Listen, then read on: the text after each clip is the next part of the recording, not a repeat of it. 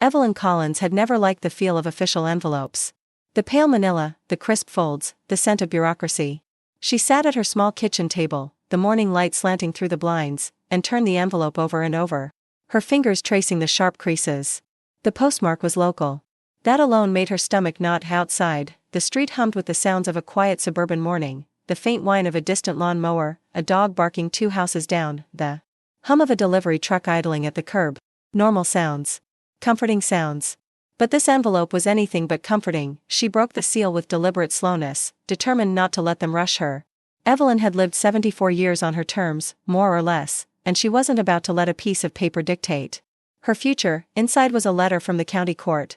Notice of guardianship hearing, it read in bold, impersonal type. Her niece, Melissa, had petitioned the court, claiming Evelyn was no longer fit to manage her own affairs. Evelyn felt a surge of disbelief. Melissa? The same Melissa who'd borrowed money to buy a used Honda, who'd once spent an entire summer couch surfing and leaving Evelyn to water her neglected plants? That Melissa thought she could swoop in and make decisions for her? Evelyn's hands trembled, but she set the letter down, straightened her spine, and took a slow, steadying breath. It was true she'd had a few small accidents lately, the fall in the garden, the miscalculation with the stove that had left the kettle charred and useless. But none of that meant she couldn't live her own life. She'd fought too hard, lived through too much, to be told now that she was incapable. She stood up, feeling the ache in her knees, and moved to the window. The street outside looked the same as always, the neat lawns, the flag fluttering on the neighbor's porch. But inside her, everything had shifted. She remembered the days after her husband Frank died, the endless paperwork, the quiet grief, the loneliness. And yet, she'd managed. She'd survived. Guardianship, she muttered, her voice thick with anger. Guardianship, my foot. She returned to the table, smoothing the letter with trembling hands. They thought they could make decisions for her now, but they'd underestimated her resolve. She'd already been thinking about updating her will. Now she'd do it, not as a concession but as a declaration. She would spell out exactly what she wanted, her house, her savings, even her favorite teacups. Everything would be hers to decide. She grabbed her notebook from the side table, the one she'd used to jot down shopping lists and recipes, and began scribbling ideas. Executor, she wrote at the top. She'd call Mr. Benitez, the lawyer Frank had always trusted. He'd know how to help her make her wishes legally binding. Outside, a mockingbird sang, piercing the morning stillness. Evelyn listened to its song, strong, defiant, beautiful. She smiled. Let them come. She wasn't finished living her own life just yet. Evelyn felt a tremor of anticipation as she dialed the number she had scribbled down years ago in her address book, the number for Frank's old lawyer, Mr. Arturo Benitez. The phone rang twice, and a smooth, calm voice answered, Benitez. Law offices, how may I help you today? Evelyn cleared her throat. Yes, hello. I need to speak with Mr. Benitez. This is Evelyn Collins, Frank Collins' widow. A pause. Then, with polite efficiency, the receptionist transferred her. A moment later, a warm, familiar voice came on the line. Mrs. Collins, it's so good to hear from you, Mr. Benitez said. How are you? Evelyn hesitated. I've been better, Mr. Benitez, she admitted, her voice tinged with exhaustion. I received a notice from the court. My niece is petitioning for guardianship. She thinks I'm incapable of managing my own affairs. Mr. Benitez made a sympathetic sound. I'm sorry to hear that, Mrs. Collins. That's a difficult situation. But let's not jump to conclusions. Why don't you come in and see me tomorrow? We can talk about your will, and anything else you might want to address. Evelyn's heart eased a little. She'd always liked Mr. Benitez. He had a gentle way of explaining things without making her feel small or incompetent. Yes, I think that would be good, she said. I need to make sure my decisions are clear. I don't want anyone thinking they can just sign a paper and take over my life. Absolutely, he replied. I'll set aside time for you. Tomorrow at 11. Does that work? It does, Evelyn said, already feeling a small sense of triumph. After hanging up, she sat at the table, her fingers drumming on the worn wood. The letter from the court still lay there like an accusation. Evelyn knew she had some frailties, who didn't at 74? But she wasn't incompetent. She wasn't ready to surrender her life to Melissa or anyone else. She thought about Frank. He'd always trusted Mr. Benitez with their most personal decisions, their will, their finances, the time they almost lost the house during that rough patch in the 90s. Evelyn had signed papers in that office more than once, but each time, she'd felt empowered. Like she was reclaiming control, she rose from the table and made her way to the living room. A photo of Frank sat on the mantel, his smile frozen in time. She reached out and touched the frame, tracing the lines of his face. "I'll take care of this, Frank," she whispered. "I'll make sure they know I'm not done yet." The next morning, she dressed with deliberate care, a crisp blouse, her best slacks, a light cardigan that made her feel both comfortable and dignified. She fixed her hair the way Frank used to like it, with a simple clip. The ride to Mr. Benitez's office felt longer than she remembered, each block of town holding a memory: the bakery where she'd bought Frank's favorite muffins, the hardware store where they'd argued over paint colors, the library where she'd spent countless hours reading. She felt the weight of all those years pressing against her, but she refused to let it crush her. Inside the law office, Mr. Benitez greeted her with that same warm smile. He offered her a seat in his cluttered office, papers stacked in neat towers. That somehow made Evelyn feel safe. "Let's talk about your will," he said gently. "And let's make sure that no one, not even family, can override your wishes without your consent." Evelyn leaned forward, her eyes sharp with determination. "Yes," she said. "That's exactly what I want." Together, they began drafting a document that would honor her voice, her choices, her dignity. Every line felt like a small victory. A reclaiming of her autonomy in a world that too often wanted to make decisions for her. Outside the window, clouds gathered in the summer sky, promising rain. Evelyn glanced at them and thought of her garden, the soil waiting for new seeds. She'd plant them soon enough. Because her story wasn't over. Not by a long shot. It was early afternoon when Evelyn returned from her meeting with Mr. Benitez, clutching the thick envelope that contained the first draft of her updated will. She felt lighter, as though the act of putting her intentions in writing had stripped away some of the fear that had crept in since the court notice arrived. She set the envelope on the kitchen counter and made herself a cup of chamomile tea. As she waited for the kettle to boil, she noticed how the afternoon light cast long, golden stripes across the linoleum. A small moment of peace. She savored it, letting her mind wander to the days when Frank used to come home from work, loosen his tie, and say, "Smells good in here, Evie." The doorbell jolted her from her reverie. She glanced at the clock, 2:15. It was too early for the mail carrier, and she wasn't expecting anyone. With a small sigh, she made her way to the front door, bracing herself for yet another solicitor or delivery driver, but it wasn't a stranger. It was Melissa. Evelyn's stomach twisted. Her niece stood on the stoop, all bright eyes and an insincere smile, holding a reusable shopping bag filled with what looked like groceries. "Hi, Aunt Evie," she chirped. "I thought I'd stop by and see how you're doing." Evelyn took a steadying breath. "I'm fine, thank you," she said, her voice firm. "You didn't need to bring anything." Melissa brushed past her, stepping inside before Evelyn could object. "Nonsense," she said lightly, setting the bag on the counter. "I thought you could use a little help. I know it's been, well, overwhelming lately, with the fall and everything." Evelyn's jaw tightened. "I'm managing just fine," she said, trying to keep the tremor from her voice. She didn't want to give her niece any more ammunition. Melissa gave a practiced laugh. "Of course you are. But you know, the court just wants to make sure you're okay. They're only thinking of your best interests." Evelyn's eyes flashed. "My best interests are none of the court's business, or yours." Melissa's smile faltered, replaced by a thin-lipped frown. "I'm just trying to help," she said, her voice dropping into something rehearsed, almost legalistic. "The petition is already in motion. It's not personal. The court will decide, Aunt Evie." Evelyn's heart pounded in her chest. "You think you can just take my life away from me?" she demanded, her voice rising despite her best efforts. "Decide where I live, what I do, how I spend my money. I'm not incompetent." Melissa's face hardened. "I don't want to fight with you," she said coolly. "But it's not really up to you anymore." A silence stretched between them, taut and brittle. Evelyn felt as though the air had been sucked from the room. She looked at her niece, the same girl she'd taught to ride a bike, the one who'd called her in tears after her first real heartbreak.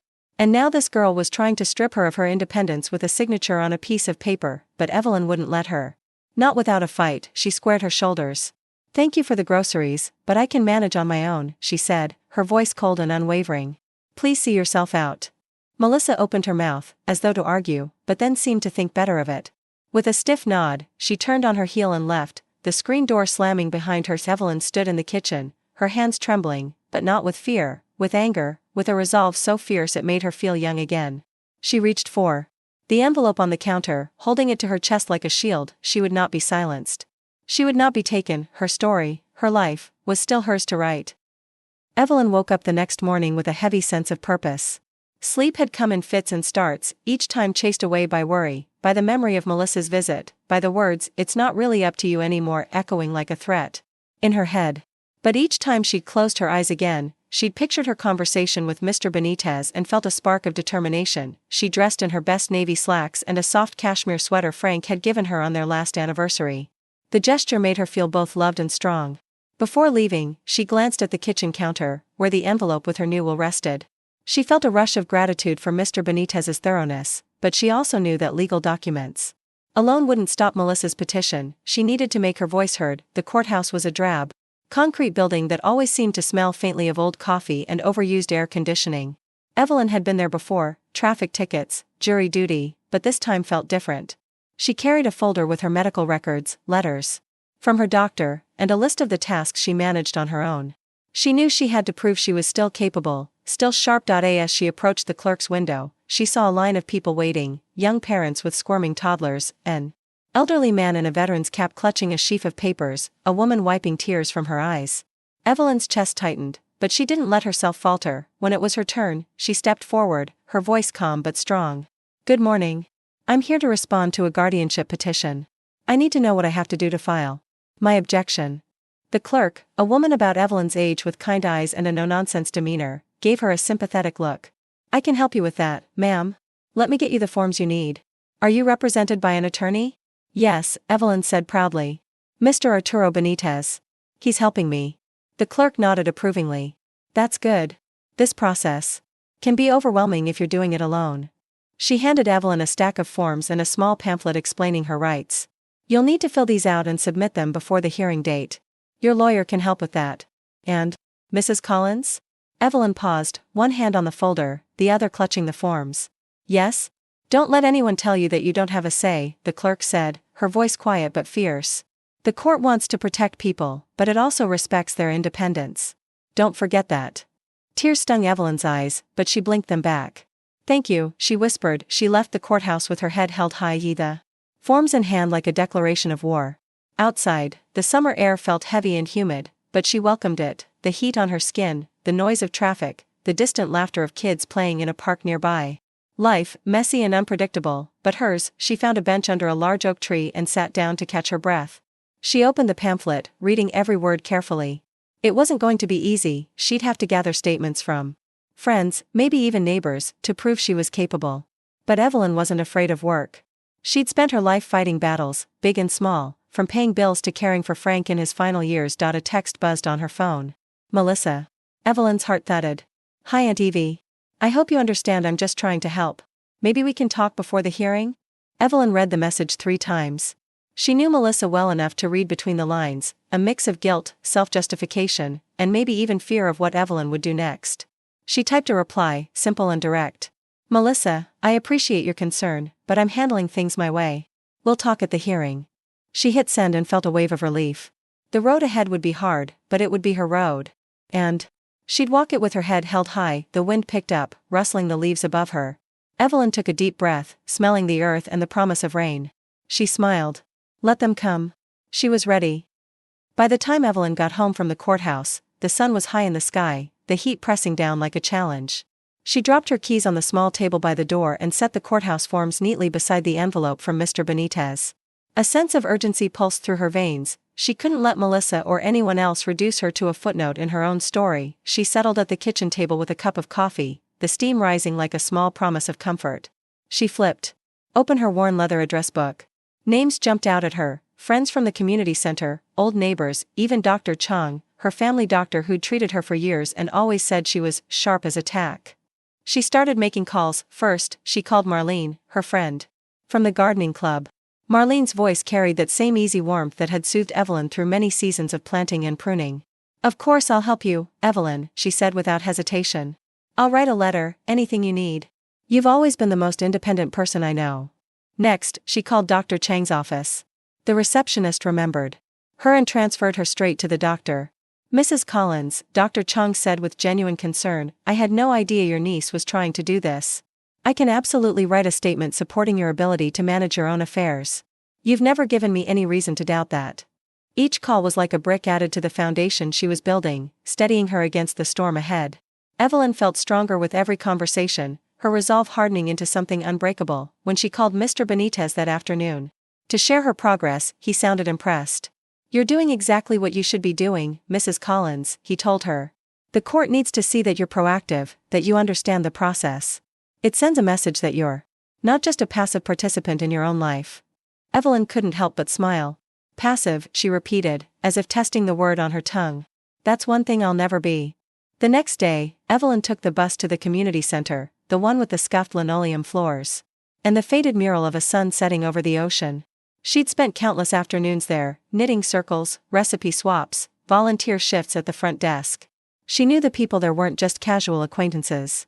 They were a part of her history, her community, her chosen family. She found Robert, the retired school principal who ran the Tuesday night book club. His gentle smile crinkled the corners of his eyes as he listened to her explain the situation. "Evelyn, this is outrageous," he said, his voice calm but firm. "You're one of the most competent people I know. I'll gladly write a statement for the court." As Evelyn left the community center, a sense of quiet triumph settled over her.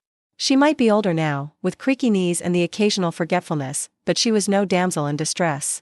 She was Evelyn Collins, Frank's widow, a gardener, a volunteer, a woman who'd faced heartbreak and loss and still managed to find her way. That night, as the sun dipped below the horizon and the sky turned shades of pink and orange, she sat on her porch with a glass of iced tea. The envelope from Mr. Benitez sat on the small table beside her, a tangible reminder of the fight she'd chosen. She watched the streetlights flicker on, one by one. It struck her how something as small as a light bulb could push back the darkness. She thought about Melissa's visit, the look of determined condescension in her eyes, and felt a flicker of sadness, but also a fierce love for herself that she hadn't realized she'd needed to feel. Tomorrow, she'd send the letters to Mr. Benitez. She'd fill out the court forms and gather every scrap of evidence that proved her competence. She'd make sure that when she walked into that courtroom, she wouldn't just be an old woman defending her independence, she'd be a force to be reckoned with. And as the night air cooled around her, she made herself a promise: no matter what happened, she would not let them define her. Her life was hers, and she would fight for every page of it. Evelyn spent the next few days gathering every document she thought might help her case: utility bills she paid on time, notes from neighbors thanking her for helping with their gardens, even the maintenance receipts for the house's repairs she'd overseen. Each piece of paper felt like a small shield, a tangible reminder that she was capable of managing her own life. The day before the hearing, she was at her kitchen table, neatly organizing everything into a thick manila folder, when the phone rang. She hesitated, half expecting Melissa's name to pop up on the screen, but instead it was a number she didn't recognize. "Hello," she answered, her voice cautious. "Mrs. Collins," a deep voice replied. "My name is Michael Harris. I'm a social worker assigned by the court to conduct a home visit before the hearing. I'd like to meet with you this afternoon, if that's all right." Evelyn's heart skipped. She'd read about these visits in the pamphlet the clerk had given her. The court wanted an independent assessment of her living situation. She dreaded it, imagining some cold, judgmental bureaucrat who'd see a kettle left on the stove as proof she couldn't live alone. Still, she knew she couldn't refuse. "Yes, Mr. Harris," she said, steadying her voice. "I'll be home this afternoon. What time were you thinking?" "About 3 o'clock, he said. "See you then." She hung up and let out a shaky breath. She'd made the calls, gathered the letters, organized every detail, but this visit felt like the real test. She glanced around her kitchen, looking for signs of neglect or incompetence. The trash was out, the sink empty, the table clean except for the folders she'd been assembling. She felt a pang of pride. Let them come. At exactly 3 o'clock, the doorbell rang. Evelyn smoothed her sweater and opened the door. Michael Harris was tall and broad-shouldered, dressed in a neat shirt and slacks. He had a kind face that didn't quite match Evelyn's mental picture of a bureaucrat. He smiled, extending his hand. "Mrs. Collins, it's good to meet you. Please, come in," she said, gesturing toward the living room. He settled into the armchair across from her couch, pulling a small notebook from his satchel. "I'd like to talk a little about your daily life, your health, how you're managing things. Is that okay?" "Of course," Evelyn said, sitting up straighter. "Ask me anything." He began gently, asking about her meals, her medications, how she got around town. Evelyn answered each question calmly, even adding small anecdotes about her garden and her volunteer work. Then he asked about Melissa. Evelyn hesitated. "Melissa's a good person," she began carefully. "She's always been a little determined. But I think she's misunderstood what I need. I appreciate her concern, but I don't want or need her making decisions for me." Michael nodded, scribbling in his notebook. "That's an important distinction," he said. "You're saying she means well but is overstepping." "Exactly," Evelyn said, her voice firm. "I'm 74, not senile. I may have some aches and pains, but I pay my bills, I cook my meals, I make my own choices. I don't need someone else to take over my life. Michael closed his notebook and smiled warmly. Mrs. Collins, I've met a lot of people in my work, some who genuinely need guardianship, and some who just need to be heard. You strike me as someone who's more than capable of managing her own affairs. I'll include that in my report. Evelyn's eyes stung with tears of relief. Thank you, she whispered. Don't thank me, he said kindly. Thank yourself. You've done the work to make your case. That takes courage. As he left, Evelyn felt a surge of pride and gratitude. It wasn't just about winning in court anymore. It was about standing up for herself, and discovering that there were people who saw her strength and respected her voice. That night, she called Mr. Benitez to tell him about the visit. He sounded genuinely pleased. That's a very good sign, Mrs. Collins, he said. With the social worker's report and the statements you've gathered, you're building a strong case. Evelyn hung up the phone and sat in her quiet living room, the dusk settling like a soft blanket around her. She had allies. She had her documents. And, most importantly, she had her own unshakable sense of self. No one was going to take that from her. Not now. Not ever. Evelyn woke before dawn, her mind already racing. The hearing was scheduled for tomorrow, and she felt the weight of it pressing on her chest like a stone. But she also felt something else, an undercurrent of quiet defiance that had been growing. Steadily with every phone call, every conversation, every carefully organized document, she brewed a cup of coffee and carried it to the kitchen table, where the manila folder sat, now thick with letters, receipts, and statements. She ran her fingers over the edge of the folder like a general reviewing her battle plans. A soft knock at the door startled her. She checked the clock, barely 7. When she opened the door, she found Marlene standing there with a small box of pastries. Thought you could use some moral support, Marlene said with a grin. Evelyn felt tears sting her eyes. You didn't have to do that, she said, her voice trembling. Of course I did, Marlene said, stepping inside. You'd do the same for me. They sat at the kitchen table, sipping coffee and nibbling on the still warm pastries. Evelyn found herself telling Marlene everything, the dread she felt, the fear that the court might not see her strength. The possibility that Melissa's polished smile and carefully chosen words might sway the judge. Melissa's good at presenting herself, Evelyn said, her voice tight. She knows how to make things sound reasonable, even when they're not. Marlene reached across the table and took her hand. Evelyn, listen to me. You are one of the strongest, most capable women I know. You've built a life for yourself. You've cared for Frank, for this house, for your friends. If the court can't see that, then they're blind. Evelyn squeezed her friend's hand. Drawing strength from her confidence, later that morning, Mr. Benitez called to confirm the time of the hearing and to talk through the final details. You've done everything right, he reassured her. We'll present the letters, the medical statement, and the social worker's report. I'll handle the legal arguments. All you have to do is speak your truth. Mr. Benitez, Evelyn said quietly, what if the judge decides against me? What if Melissa takes control of everything? There was a pause on the other end of the line. Mrs. Collins, the law requires clear and convincing evidence of incapacity. From everything I've seen, and from the report we got from Mr. Harris, you have every reason to feel confident. But even if the worst happens, you'll have the right to appeal. We'll fight this every step of the way. Evelyn closed her eyes and took a steadying breath.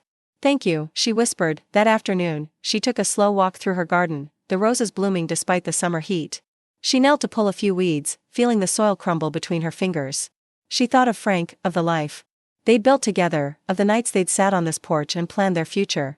She thought of the sacrifices she'd made, the choices that had shaped her, and the countless small decisions that proved she could handle her own life. As the sun dipped low, she sat on the porch steps, the soft hum of cicadas filling the air. Her phone buzzed, a message from Melissa. Aunt Evie, I hope you'll let me speak at the hearing. I'm really just trying to help. Evelyn stared at the screen for a long moment before typing a reply. Melissa, you can say whatever you need to say. But I'll be saying what I need to say, too. She hit send and set the phone aside. Tomorrow would come, with all its tension and uncertainty. But she'd walk into that courthouse with her head held high, her documents in hand, and her dignity intact, because in the end, it wasn't just about winning. It was about proving, to herself and to everyone else, that her life was hers to live, on her terms, and that, she thought, was worth every fight. The courthouse loomed gray and impersonal as Evelyn approached, her steps steady but her heart pounding like a drum. She dressed with quiet determination, a navy skirt suit, a blouse with small embroidered flowers at the collar, her hair pinned back neatly. She wanted the judge to see her as she was, composed, capable, and unwilling to be dismissed. Mr. Benitez met her at the steps, his kind eyes reassuring. Mrs. Collins, you're right on time, he said, offering her his arm as they climbed the worn stone steps. Remember, you're not on trial. This is your chance to show the court who you really are. Inside, the waiting area hummed with low conversations and the shuffle of papers. Melissa sat across the room, her expression tight and professional, flanked by a lawyer Evelyn didn't recognize. Evelyn gave her a brief nod, but Melissa looked away, her hands clasped in her lap. When the bailiff called Evelyn's case, she felt the air in the room shift.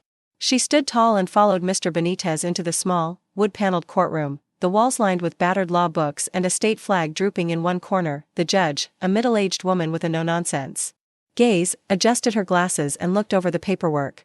Mrs. Collins, she began, this hearing is to determine whether a guardianship is necessary. I've read the petition from your niece as well as your response. Today, I'll be hearing testimony from both sides. Evelyn's heart raced. She could feel Melissa's eyes on her, a mix of concern and calculation. Mr. Benitez gave her a small nod. Melissa's lawyer spoke first, laying out a case that sounded smooth and clinical. Your Honor, he said, my client is only acting out of love and concern. Mrs. Collins has had several falls, and we worry she's no longer able to safely manage her own affairs. He gestured toward Melissa, who dabbed at her eyes with a tissue, her expression the picture of worried affection. Then it was Evelyn's turn. Mr. Benitez stood and introduced her to the court. Mrs. Collins has lived independently for over 20 years since her husband passed. She manages her finances, her household, and remains active in her community.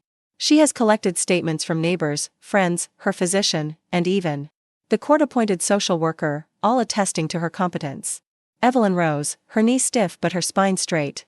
She spoke slowly, carefully choosing her words. Your Honor, I may be 74, but I'm still me. I still pay my bills, tend my garden, and help at the community center. I've had a few falls, yes, but I've learned from them. I'm not perfect, but I'm not incompetent. I don't need someone else making decisions for me. I need the chance to live my life, my way. She saw the judge watching her intently, pen poised above her notepad. Evelyn's voice grew stronger. Melissa means well, I know that, but she's wrong. I'm not ready to give up my home, my choices, my independence. I've built a life I'm proud of, and I'm not giving it up without a fight. Mr. Benitez handed the judge a folder with the letters and the social worker's report. Evelyn watched the judge read them, her brow furrowed, her lips pressed into a thoughtful line. Finally, the judge looked up. I see no clear and convincing evidence that Mrs. Collins is incapacitated, she said firmly. Her record shows that she's managing her affairs responsibly. I'm denying the guardianship petition. Evelyn's breath caught. She felt tears well in her eyes, but this time they were tears of relief, of triumph. Melissa's lawyer looked disappointed, and Melissa herself seemed on the verge of tears. Aunt Evie, I just wanted, she began, but Evelyn shook her head gently. I know, Evelyn said, her voice soft but unwavering. But you need to understand, I'm still the one making decisions for me. Mr. Benitez squeezed her hand, his smile warm and proud. You did it, he whispered. As she left the courtroom, Evelyn felt taller somehow. The air outside felt lighter, the sky a brilliant blue.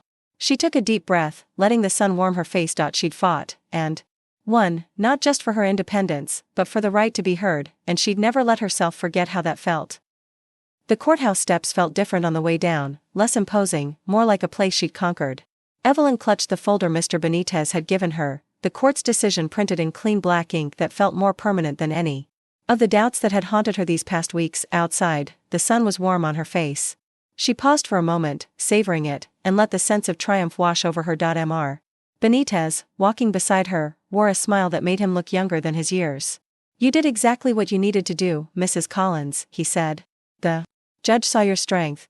Evelyn exhaled, a shaky sound that felt like the last bit of fear leaving her chest. Thank you, she said, her voice soft but firm. I don't think I could have done this without your help. He waved a hand. You did the hard part, standing up for yourself. He handed her a card. Call me if you need anything else. And remember, you can always update your will, your plans, whatever you want. It's your life. Evelyn smiled at that. My life. The words felt solid, a rock she could hold onto. She saw Melissa lingering by the parking lot, arms folded across her chest. She looked tired, like the fight had drained something from her.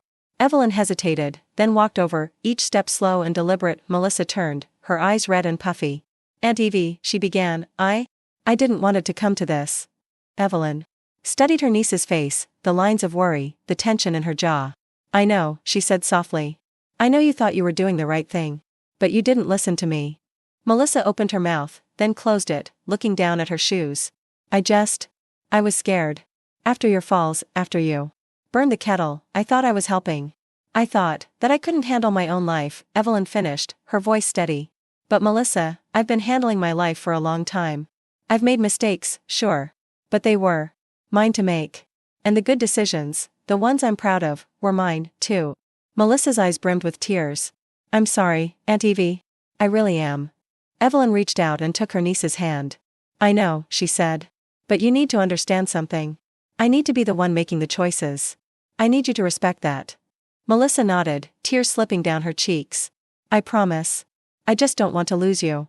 Evelyn felt her heart soften. You're not losing me, she said gently. You're learning how to let me be myself. That's how we'll stay in each other's lives, by respecting each other's independence. They stood like that for a moment, two women bound by blood and a complicated love, finding a new balance. When Evelyn got home that evening, the house felt different. The light streaming through the windows seemed warmer, the air easier to breathe. She set the folder down on the kitchen table and made herself a cup of tea. As she sipped, she looked around at the home she'd built, the photos on the mantel, the worn armchair Frank had loved, the garden visible through the back window. It was all hers, still hers. She thought of the hearing, of the way the judge had listened, the way Mr. Benitez had stood by her side, the way even Melissa had finally started to understand. She felt tired, but it was a good kind of tired, the kind that comes after a fight well fought. She knew there would be other challenges, other days when she'd doubt herself. But for now, she was content. She walked over to her notebook, the one she'd used to scribble down shopping lists and will updates. She opened to a fresh page and wrote, in bold letters, my life, my choices. Because she'd earned the right to say it, and to live it. The days after the hearing settled into a gentle rhythm. Evelyn felt a deep, lingering calm each morning as she sipped her coffee and watched the light shift across the kitchen floor. It wasn't that life had suddenly become easier, her knees still ached, and sometimes she forgot where she'd left her reading glasses, but everything felt lighter, more hers. Melissa called every few days now, her voice tentative but genuine. Hi, Aunt Evie, she'd say, how's your garden? Coming along? Evelyn smiled every time, grateful that Melissa seemed to be trying, not just to repair the damage, but to respect the boundaries Evelyn had fought so hard to defend. On a warm Saturday morning, Evelyn found herself in the garden, sleeves rolled up, hands deep in the soil. The tomato plants needed pruning, and the roses had begun to sprawl too wide. She worked slowly, savoring each snip and tug. The sun warmed her back, and the smell of earth and leaves wrapped around her like an old familiar friend. She paused to take a sip of iced tea and glanced over at the small patio table where her notebook lay open. The words she'd written a few days ago, my life, my choices, stared back at her, a declaration she felt in her bones. Later that afternoon, Marlene stopped by, carrying a basket of freshly baked scones. I thought you might need a treat, she said with a grin. And maybe some company. They sat on the porch, the basket between them, and talked about everything and nothing, the new librarian at the community center, the upcoming neighborhood potluck, the way the heat wave had wilted everyone's flowers. Evelyn found herself laughing, the sound bright and unburdened. You know, Marlene said after a moment, I don't think I've seen you this at peace in a long time. Evelyn leaned back, feeling the sun on her face. It's funny, isn't it? I spent so much time worrying about what might happen, about losing control. And then, when I stood up and fought for myself, I realized that I'm stronger than I thought. Marlene reached over and squeezed her hand. You've always been strong, Evelyn. You just had to remind everyone else of that. That night, Evelyn sat at the kitchen table, the hum of the refrigerator in the background. She flipped through the manila folder one last time, the court documents now a record of a battle won. Carefully, she set them aside and opened her notebook. Again, she began a new list, not of groceries or bills, but of things she wanted to do: visit the farmer's market on Saturday mornings, join the knitting circle again, call Robert and see if he needed help with the community center's garden, plan a small trip to the botanical gardens she'd always loved. Each item felt like a promise to herself, a commitment to living fully, not just existing. She closed the notebook, a small smile on her face. She knew that life would still bring its challenges, aches and forgetfulness, perhaps even another fall. But she'd face them on her terms, with the quiet strength that had carried her this far. As she washed the last of the dinner dishes and turned out the kitchen light, she glanced at her reflection in the window.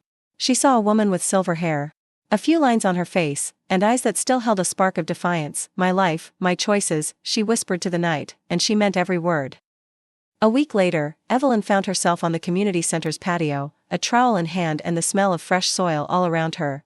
The center's small garden had become a gathering place, where raised beds overflowed with tomatoes, basil, and marigolds, and laughter carried on the summer breeze. She'd accepted Robert's invitation to help restart the gardening club, and as she dug her hands into the earth, she felt a sense of purpose bloom inside her, a feeling she hadn't realized she'd been missing. Marlene and a few others worked alongside her, pulling weeds and chatting about everything from local politics to grandchildren. It felt good to be needed, to be part of something again. Evelyn looked up from her patch of tomatoes and caught Robert watching her with a warm smile. "Evelyn, I don't know what we'd do without you," he said, wiping sweat from his brow. "You've given this place new life." Evelyn felt her cheeks flush. "I think it's given me new life, too," she admitted. As the afternoon sun dipped lower, she packed up her tools and made her way home. The house felt warm and familiar, the smell of lavender from the small sachet in the hallway drifting in the air. Evelyn set her trowel down by the door and walked into the kitchen, where her phone buzzed on the counter. Melissa's name flashed on the screen. Evelyn hesitated, then answered. "Hi, Aunt Evie," Melissa said, her voice uncertain. "Do you have a minute to talk?" Evelyn took a deep breath. "Of course." There was a pause, filled with all the words they'd left unspoken since the hearing. "I've been thinking a lot about what happened," Melissa began, her voice tinged with regret. "I know I overstepped. I thought I was protecting you, but I see now that I was taking away your choices. I'm sorry, Aunt Evie. I really am." Evelyn felt her chest tighten. "I know you were trying to help," she said gently. "But, Melissa, you have to understand, my independence is a part of who I am. I've spent my whole life making my own decisions, and I need you to trust that I can keep doing that." "I do," Melissa whispered. "I really do. I didn't want to lose you." "You won't," Evelyn said softly. "But you have to let me be me." A silence settled between them, one that felt healing rather than awkward. "I'd like that," Melissa said finally. "Can I come visit? Just as your niece, not as your guardian?" Evelyn smiled, a tear slipping down her cheek. "I'd like that very much." They talked for a while longer, about the garden, about the knitting circle restarting next week, about Melissa's new job and the neighbor's new puppy. It felt good to talk about ordinary things, to build a bridge between them that was stronger than any court order. After they hung up, Evelyn went out to the porch, a cup of chamomile tea warming her hands. She watched the sun slip below the horizon, the sky painted in strokes of pink and gold. The world felt wide open, full of possibilities she hadn't dared to dream about when the guardianship threat had loomed over her. She took a sip of tea and thought of all she'd gained, not just the right to manage her own affairs, but the right to ask for help when she needed it, and to refuse it when she didn't. Inside the house, her notebook lay open on the table. She picked up her pen and wrote another line beneath her list of plans. "Rebuild my relationship with Melissa, on my terms." She smiled, feeling the truth of it settle in her bones. Tomorrow would bring new challenges, aches, small frustrations, unexpected joys. But they would be her challenges, her joys, and that was enough. A week after her conversation with Melissa, Evelyn woke to a gentle summer breeze drifting through her open bedroom window. She lay still for a moment, listening to the sounds of the neighborhood, the distant whir of a lawnmower, the chatter of birds in the big oak tree outside, the occasional bark of a dog. She felt a deep peace, a kind she hadn't known she'd been missing. She rose, her knees creaking as always, and shuffled to the kitchen where the morning light spilled like honey across the linoleum. The kettle sang its steady whistle, and she poured the water over her favorite Earl Grey tea, savoring the steam and the scent. On the table, her notebook lay open. The words she'd written weeks ago still stared back at her. My life, my choices. She'd fought for that truth, and won. She thought about Melissa, about the tearful apology, the promises made. Their relationship wasn't perfect now, but it was real, honest, and slowly mending. She'd even invited Melissa to help her plant new roses next weekend, not because she needed help, but because she wanted to share that part of her life. As she sipped her tea, she flipped through the notebook and saw the list she'd made: the farmer's market, the knitting circle, the community center garden. One by one, she'd checked them off. She'd attended the knitting circle on Wednesday evening, where the other women had welcomed her like an old friend, delighted to see her back. She'd visited the farmer's market on Saturday and picked up fresh peaches, honey, and a small bouquet of wildflowers. She'd returned to the community center garden, her hands in the soil, laughing and sharing stories with Marlene and Robert. Each checkmark felt like a quiet victory. Later that morning, Mr. Benitez called. "Mrs. Collins," he said, his tone warm, "I wanted to check in. How are you feeling now that everything's settled?" Evelyn smiled. "I feel like myself again," she told him. "Like I can breathe." He chuckled softly. "That's the best outcome I could have hoped for. And if you ever need to update your will or talk through anything else, you know where to find me." "Thank you," she said sincerely. "For everything." After the call, Evelyn put on her wide-brimmed hat and headed to the garden. The roses were starting to bloom again, pale pink and deep crimson, each one a testament to resilience. She knelt, careful of her knees, and pruned a few dead branches, letting the sun warm her shoulders. She thought about Frank then, about the way he'd always trusted her to make her own choices. She felt his presence, not in a ghostly way, but in the solid memory of a man who'd loved her fiercely and respected her independence. She closed her eyes and let the memory settle. The world had changed since Frank died, technology, the pace of life, even the way people looked at aging. But Evelyn had changed too. She'd found her voice again, the one that refused to be silenced or overshadowed. She stood slowly, stretching her back, and took a deep breath. The scent of roses filled the air. As she walked back to the house, she caught her reflection in the window. She saw a woman with silver hair and strong eyes, a woman who had fought for her dignity and won. She carried the bouquet of freshly cut roses inside and placed them in the old ceramic vase Frank had given her on their 10th anniversary. She arranged them with care, each bloom a promise that life, even in its later chapters, could still be beautiful and full of possibility. She sat at the kitchen table, pen in hand, and wrote the final words beneath her list. I am still here. I am still me. And she meant every word.